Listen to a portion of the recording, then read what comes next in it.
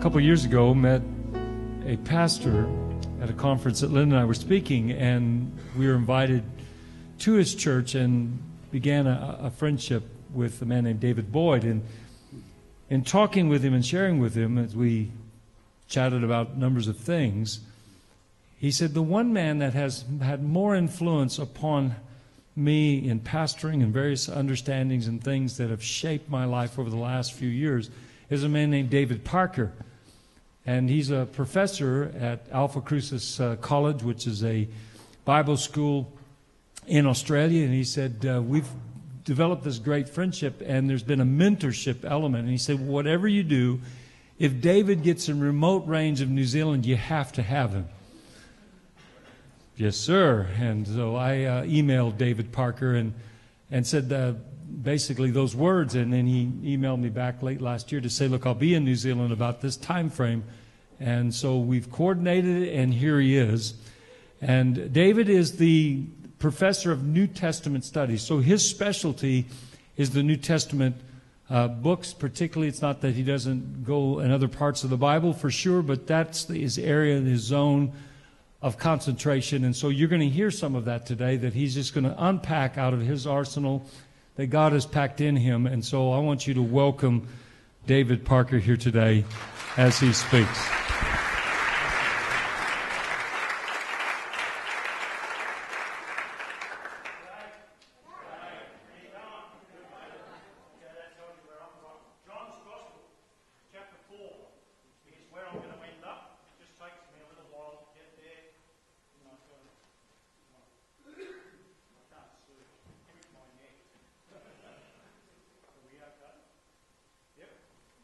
Is that good?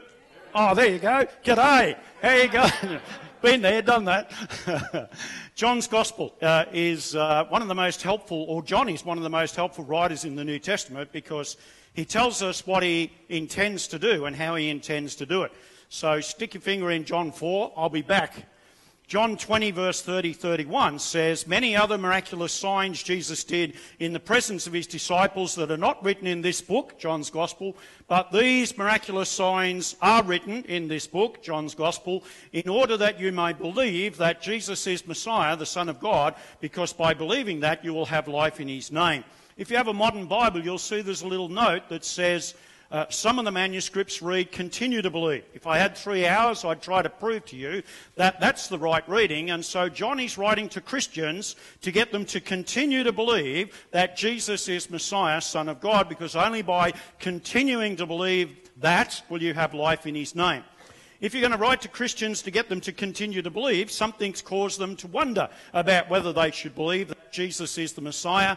And in 95 AD in Ephesus, the Christians have been thrown out of the synagogue, which they were renting on a Sunday, because the Jews don't use it. They only use it on a Saturday.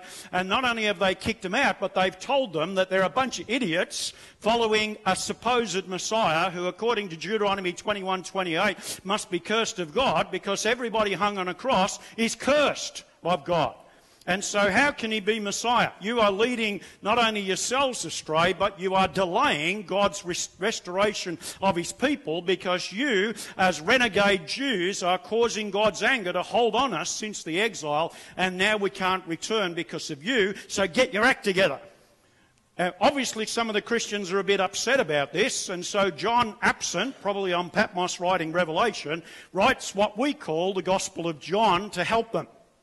And so he says, my aim is to get you to continue to believe that Jesus is Messiah, Son of God, because only by believing that will you have life in his name. So that's his goal, that's his purpose, that's why he's writing. And what he's doing is he says, many other miraculous signs. In fact, if you go to the last verse of John's Gospel, the last chapter, you see that it says, if all that Jesus said and did had to be written down, the whole universe wouldn't be big enough.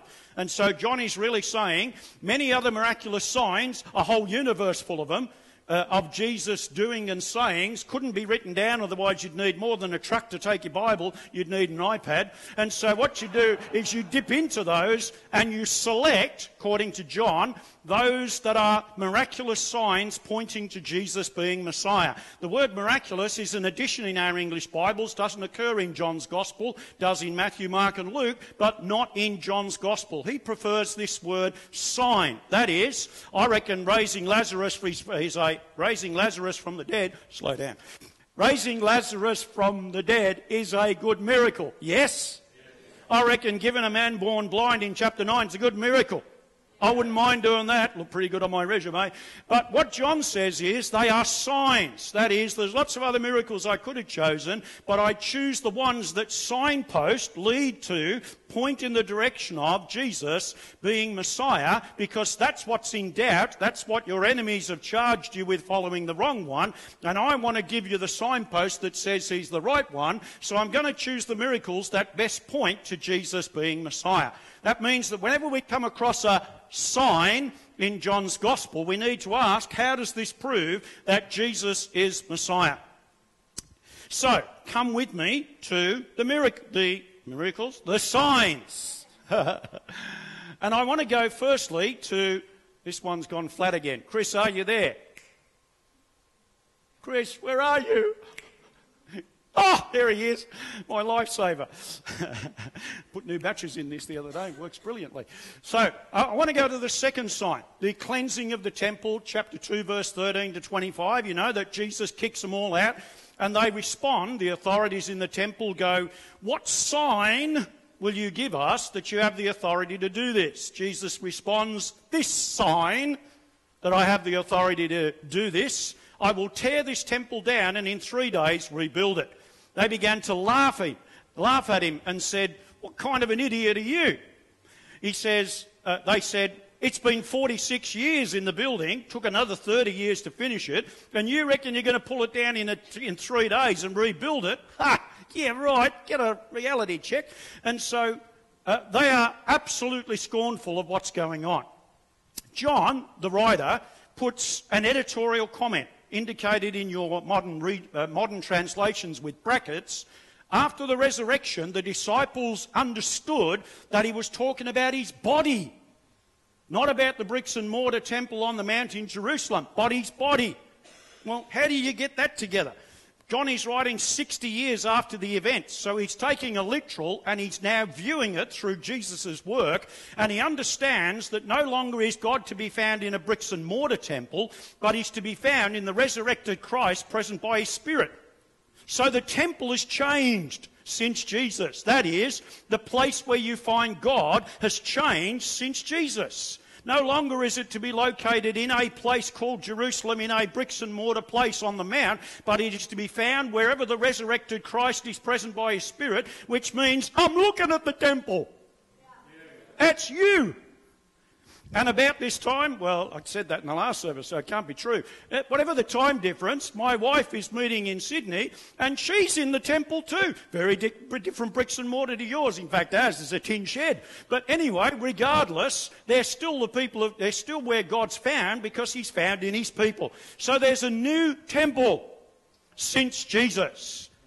Hallelujah. And you're it. Paul says the same thing, doesn't he? He says, 1 Corinthians 1:3, you are the 3:1, you are the temple of the living God in which he dwells by his Spirit, and in 6 as well. But then in 1 Peter chapter 2, it says, we, the people of God, are the living stones built upon one another into a holy temple in which God dwells by his Spirit. And if I had all day, I'd unpack the rest of the New Testament for you to show that the New Testament understanding is a new temple since Jesus. You will find God no longer in bricks and mortar. Well, yes, he is, as long as the people are inside the bricks and mortar. But it's not in the bricks and mortar per se. It's in where God is present by his Spirit and the resurrected Christ. And that's here. I'm in the temple this morning. I knew God was here. Hey, it was brilliant in the first service, and it's getting better, if that's possible. Yeah, okay, come on. Yeah, come on. So let's go to the first sign.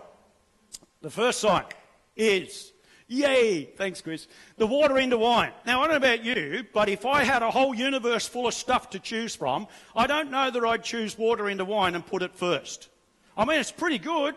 Nanja, missions and evangelism would go through the roof. If we could turn it into that kind of quality wine, we'd make a fortune. But I don't know that it's that spectacular. I reckon you should have put raising of Lazarus first. But then you look at what John is dealing with, and in reflection, 60 years after the event, a real service, a real marriage where Jesus turns real water into real wine. But now looking back through Jesus, he sees that that was a picture of what Jesus has done. And so there are three things that really help us at this point. Firstly, what kind of water it is that Jesus turns into wine. It's Jewish ceremonial cleansing water. It's the stuff that makes you acceptable to God. It's what you wash in before you eat to come into the presence of God. That's the water that Jesus turns into wine. Secondly, the amount, whether it's alcoholic or otherwise, that's for another time and place. But even at my age, or especially at my age, if I drank that much, I'd be in serious trouble. It's an awful lot of wine, an awful lot of water. It's huge. So there's an abundance. And thirdly, it's at a wedding. If you put those three things together, then in what we call the intertestamental literature, the books that are written between the end of the Old and the beginning of the New that don't appear in our Bibles, but all Jews have heard them and their rabbis have preached from them, they put those three things together that when Messiah comes, there will be a great wedding feast. And at that wedding feast, there will be a celebration so much that the wine will flow freely because we've been restored to God. So, 60 years after the event, what John is saying is, those putting together of those things has come true in Jesus. He is the true Messiah. He's the one that has restored relationship to God. He's the one that, in a sense, has brought this great wedding feast, this great celebration that we're in relationship with God, and as a result, the wine flows freely. In the Old Testament, this is the way they view time. The Jews picture time as split into two big sections, this present evil age and the age to come. The transition from this present evil age to the age to come is the coming of Messiah. This is the way they handled, whoops, that's not supposed to be there, go away. Ruin my... Now, Chris told me that goes forward, and he says, when you want to go backward, you do this. See, it works. Is he clever or what? He's good. So in the Old Testament, that's the way you view things. Now, this is the way Jews handle the present reality, that everything that happens turns to dust. Not everything I touch turns to gold. You imagine a Jew, since the Babylonian exile under Nebuchadnezzar, they were under the regime of the Babylonians, then the Medo-Persians, then Greece, then Rome. Everything they touch is a disaster. They're the ones who first get picked on. Nero wants to build a big palace, so he sets fire to Rome and blames the Christians and the Jews. The Jews are always getting into trouble because they're Jews. And so the way they cope with this, how can we be the people of God and yet suffer so much? And what they came to understand was, this is a time of cleansing. This is a time when God is disciplining us. But if we hang in there, everything's going to be different. This is the present evil age, but when Messiah comes, everything will be different. This is the age of sin, but when Messiah comes, it'll be the age of righteousness. This is the age of want, but it will be the age of plenty. This is the age of Satan, that's the age of Messiah. This is the age of, and they told this story repeatedly. Much like the Afro-Americans did, working in slavery, where they said it's terrible, it's disastrous, everything is hopeless, but there's coming a day when there will be a great release. And so they would sing songs to themselves, like, this world is not my home, I'm just a passing through. Treasures are laid up beyond the... anyway, I won't give up my day job, eh? I'll stick with this. The worship team's much better than I am, which wouldn't be hard. Anyway, so they sang this song. And what they did in Israel is they told this story repeatedly, slightly different ways, to be able to constantly remind themselves that when Messiah comes, everything will be different. The most popular way that they retold this story at the time of the New Testament is they called the present evil age the age of water. And the age to come, they called... What a brilliant congregation. You can come to the Bible college anytime you want. The age of wine. Why? Israel is an agrarian society. They're a subsistence farming community. Grow your crops, eat, live. Don't grow your crops, don't eat, die. And so they understood that the way you grow crops is you need sunshine and rain. I am so secular, so material, so sinful that I look out there and I go, oh, the sun is shining. Jews go, God has sent the sun. I am so materialistic, climactically informed, scientifically brilliant. Yeah, right. I look out there and I go, it's raining. Well, it will be when God answers our prayers, but it's raining. A Jew would go, God sent the rain, the former and the latter. Now, we know that's true because when God wanted to discipline his people, like Elijah rocks up one day and says to Ahab, it will not rain by the space of 3 years while Israel is worshipping Baal rather than the living God. And so God withholds the rains. It's the tangible evidence that he's displeased with his people. And so Israel understands that the only way we're going to get wine is when grapes grow.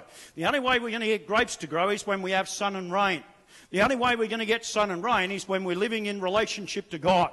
And so the climactic conditions are evidence of our relationship with God in the first century. So in that condition, what they would do is when they had a harvest, they would thank God for the sun and rain that produced the harvest. So here's a paddock full of wheat.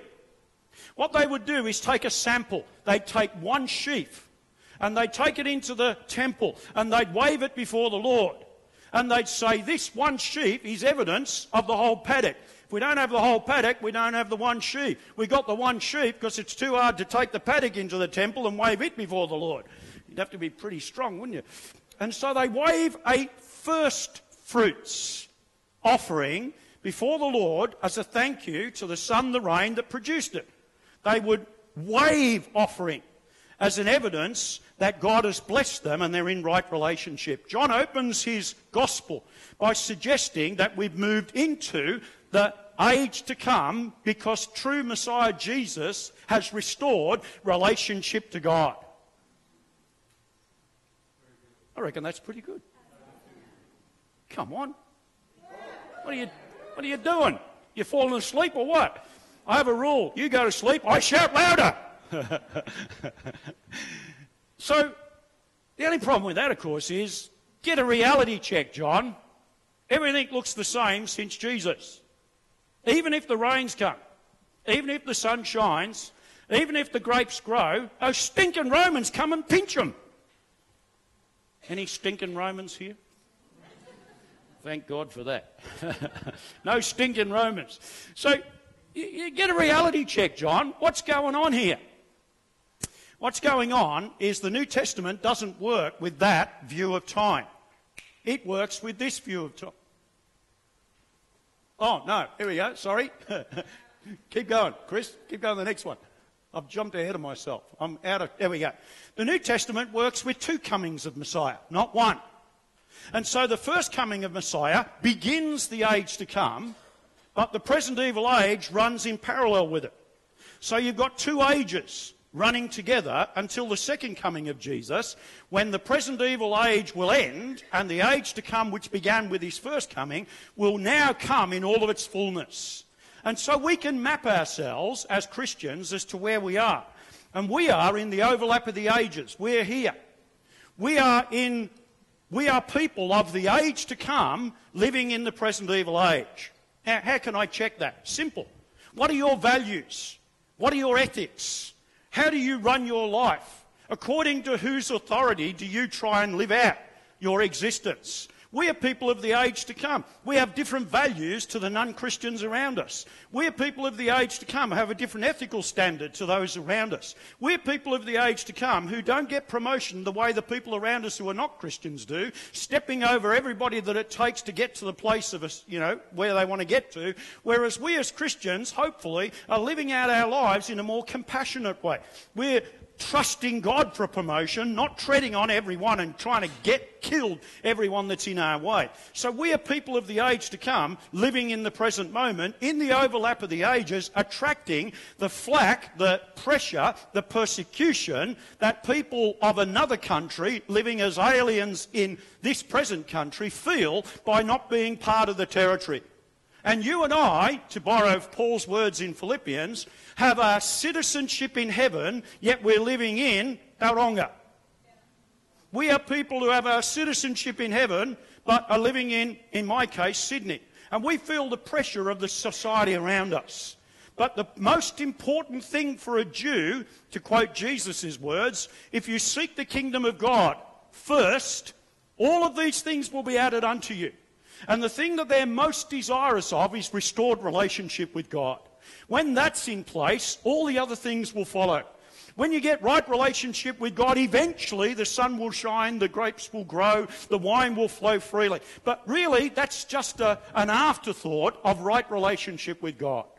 And so with that scheme, the New Testament works with the idea that with the coming of Jesus, true Messiah, the most important event in history has happened. That is, we've had restored relationship with God through Jesus. All of these other things will follow. We call them a new heavens and a new earth. And that's coming because of what Jesus did on the cross. But it's coming, but the most important thing is restored relationship to God. So John's picture is this. With the coming of true Messiah Jesus, the age to come has already commenced. We know that because of our restored relationship with God. In this new age to come, that's begun with the coming of Jesus, we have a new temple, a new place where God is to be located. So in that new temple, there's a new people. Oh, here we go. John's Gospel is actually Greek drama. When you go to, I went to the theatre to see the Pirates of Penzance. All the old people know what I'm talking about. So, comic opera. And so when I walk in, they give me a program. The program tells me a rough character sketch. Who I'm to go, yay, when the hero comes on stage, and when I'm to go, boo, when the villain comes on stage. So I'm an informed audience. I know who the heroes, the villains, and they give me a basic plot. So with the Pirates of Penzance, the young man, whose name I still can't remember, comes and is indentured to the pirates at a young age until 21. When he comes to 21, thinks he gets his release, they find out that he's born on a leap year. So instead of being 21, he's 5 1/4. So he can't graduate. See? So that's the basic plot. That's beside the point. No anointing on that. Anyway. The first century is an audible society. They don't have literature. Only 8% of people can write and 10% can read. So the way you get John's Gospel is you hear it. And what you've got to do then is you've got to write for the ear what our Bibles do for the eye. So you know it's a paragraph because it's set off in, it's indented, or in your modern Bibles it's got a paragraph heading, or lots of other different ways. What you do for the ear is this, called a chiasm. You begin and end the paragraph with the same word or idea. So you get verse 1 refers to the Logos. Verse 18 refers to the Logos. Then you come down to verse 5, it refers to John. Verse 14 refers to John, etc. And when you reach the middle point that is not repeated, you've reached the plot. So what we've got is some characters. In the beginning was the Logos, Jesus. There was a man sent from God whose name was John. The hero came to his own and they rejected him, rejectors. But to as many as received him, receivers. So we've got the main characters. We know where to go hooray, and we know where to go boo. So we know there's Logos, John, receivers and rejectors. The middle bit, verse 11 and 12 and 13, is the plot. The hero, Jesus, came to his own people, but in the main they rejected him. But to as many as received him, to them he gave the authority to become the children of God. Not born of bloods, in the Greek, plural. That is, not those who can trace their DNA or ancestry back through a Jewish line as far as it'll go to one of the 12 tribes, not born of bloods, nor of a husband's will, nor of the will of flesh, but born of God. So that's the informing program for John's Gospel. So the hero comes to his own, but they rejected him. In chapters 1 to 12, Jesus is out in public doing miracles. But there's mounting opposition. So one of the saddest portions of John's Gospel 12, verse 12, chapter 12, is even though he had done so many miracles, they still refused to believe him and plotted how they may kill him. Scene change. Chapter 13. Jesus is not in public doing miracles, but in the upper room with 12. As soon as Judas exits, Jesus says, "My dear children." Now, according to the plot, he came to his, whoever receives, whoever believes, he gave the authority to become children of God. So John can be broken into two big bits. The book of signs, chapters 1 to 12, the book of glory, chapter 13 to 21. That's the structure as informed audience that we know John is up to. Now, I want to know, John, who can be included in the as many as received, as many as believed, he gave the authority to become the children of God. Who can that include, John? Who can be in that? In John 1 to 3, they're all Jews. Nicodemus, Nathaniel, Peter, Andrew. They all come and they believe in Jesus and they become children of God. In chapter 4, and I'm just visiting, I'm not getting to my text yet. In John chapter 4, we have the Samaritan lady. She believes so much that she goes back to the city, tells everyone in the city, "Come see a man who told me all things. Surely this is Messiah." And the whole city comes out and they go, "We now believe in him, not because of your words, but because we've heard him ourselves." And then right at the end of chapter 4, you get a couple of verses where a nobleman comes and he says, "Jesus, I've got a sick son. Will you heal him?" And he does. And the last verse of chapter 4 is, he, the nobleman, who's a Gentile, literally basilikos, a Gentile in the service of a king, John says, he and his whole household believed. Now we know at least in the household he's one little boy, because that's why he came to Jesus to get him healed. I've got a PhD for that. So we know that by the end of chapter 4, we know that who can be included in the people of God is... Chris is clever, eh? Any race, Jews, Samaritans and Gentiles, any gender, male and the Samaritan woman, any age, he himself believed with his whole household, and any past. You can be squeaky clean like Nathaniel, behold an Israelite in whom is no Jacob, or you can be dodgy past like the Samaritan lady, and it doesn't matter. See, the genius of the Christian gospel is it doesn't matter what your gender is, you can be a child of God. It doesn't matter what your race is, your ethnicity, you can be a child of God. It doesn't matter what your past is, whether it's squeaky clean or dodgy, you can become the child of God. It doesn't matter which one did I miss? Age, was it? Which one? Yeah, well, that'll do. Little boy, it doesn't matter.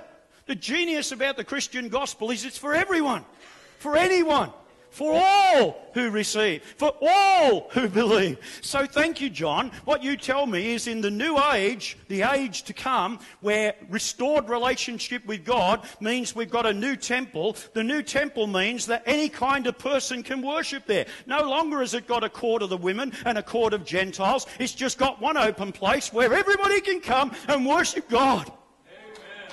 Hallelujah. I reckon that's brilliant. I reckon that's fantastic, eh? Even for an Aussie, I reckon that's pretty good. So, here you go. This is the logical thing. Now I'm coming to my text with perfect timing. This is so good. Anyway, so, new age of restored relationship to God. We've got a new temple, a new people of God. Now, it seems obvious to me, and obviously because I'm informed by John, that the new people of God in the new temple, in the new age, will offer new worship. There's a PhD there if I ever saw one. So Jesus is talking to this lady, this woman at the well, and she's pretty quick. She's much quicker than me. She says, "Oh, you're a prophet." That means you can answer a long-age question that we've been asking. That my authorities tell me we must worship God here in this mountain, Mount Gerizim in Samaria. But you Jews say you must worship God in Jerusalem. Who's right? Is it A or is it B? And I love Jesus. He says it's C. A or B? C. He says, the time is coming, and now is, when those that worship God must worship him in spirit and truth. For God is spirit. You see, the lady's problem is that she thinks you can only worship God in a place, Gerizim or Jerusalem, at a time, Jewish or Samaritan Sabbath, and they're different. And in a way, the Samaritans only have the first 5 books of the Bible. The Jews had 39, which we've inherited. So if you've got more books, you know there's more variety in how you worship God. If you only got 5, you sort of got a limited view of how you can worship God. So her view is, I must worship God at the right place, in the right time, in the right way. And Jesus effectively says that makes God no better than a human. If God can only be located in a time and a place and a way, then he's no better than a human. God is here in this temple, but as soon as I go, he's left here, is her idea. Well, that's ridiculous. God is spirit. God is spirit. That means that he's everywhere, all the time, in everything we do.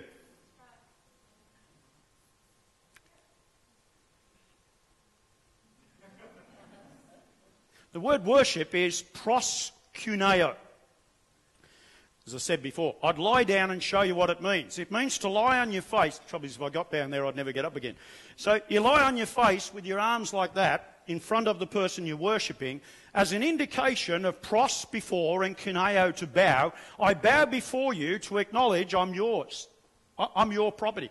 You tell me what you want me to do. You tell me where you want me to go. I'm yours. I don't own myself. You want to kill me? That's your prerogative. I belong to you.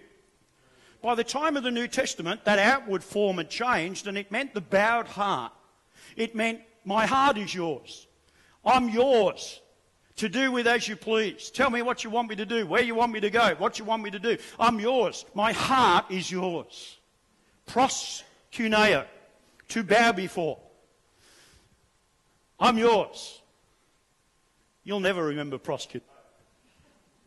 But you will remember the first 1611 King James translation of that word. The techos will hate me for this. And it's worship. I didn't get all that's wet. It's okay. You won't have to buy a new mic. Okay? Yeah, that's good? Excellent. Kosher. I can come back tonight. So, W-O-R-T-H. W-O-R-T-H, ship. Worthship.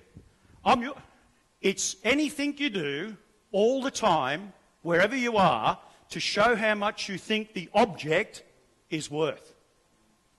That's worship. So the new people of God, in the new age to come, serving in a new temple, everywhere God is present by the resurrected Christ there by his Spirit, offer new worship. And because the distributed people of God around the globe, you can't have a distributed bricks and mortar, you can have a distributed people. And those distributed people, God's presence is with them wherever the resurrected Christ present by his Spirit means that he's here and he's with my wife in Sydney. He's here and with my son in Germany. He's with your brothers and sisters distributed around the globe. We are worshipping the one true and living God by his Spirit. We had a fantastic time of worship this morning. Worship team, brilliant. Thank you for leading us into the presence of God. Fantastic. You make a job like mine preaching so much better when you do that. It's brilliant. So I want to, just thank you for that. But really, it's the tip of the iceberg. It's the little bit that's event for worship, which is lifestyle. Now, is it event or lifestyle? It's both. We need what we did this morning. We really do need what we did this morning. But just imagine how easy the job of the worship leaders would be. They don't have to crank up the people of God if we've lived lifestyle worship for 365, 24/7 and come in for an hour or so, and really it just becomes the evidence of a lifestyle. It's all the time.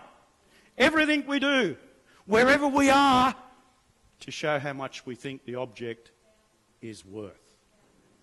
Are you? I'll speak to myself. Am I a true worshipper? And you can listen in. Are you?